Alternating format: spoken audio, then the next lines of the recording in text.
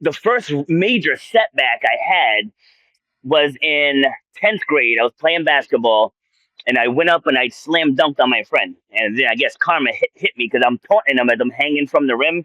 When I dropped, I must have landed weird. I ended up slipping two discs in my back. Ooh. Yeah, so I had to rehab for that. And of course, this is right before track season, my primary sport.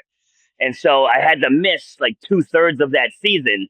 And then I ended up not qualifying for states when I was able to come back. Mm. And I was heated.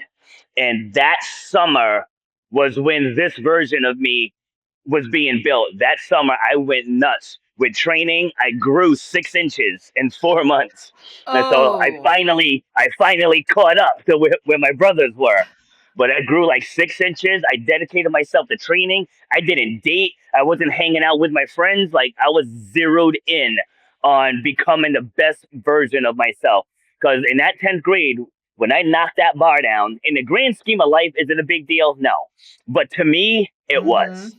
It was. When I didn't qualify, I had a chance to put myself in with the tops in the state, and I blew the opportunity.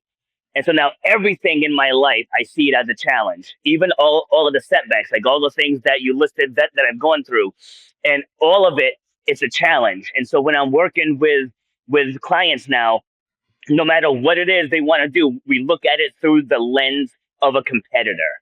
And then so those people are my Mm. target clients, like people that have that athletic background or that business background where you have to be dialed in, you have to be disciplined. And all of that stems from everything that I went through growing up.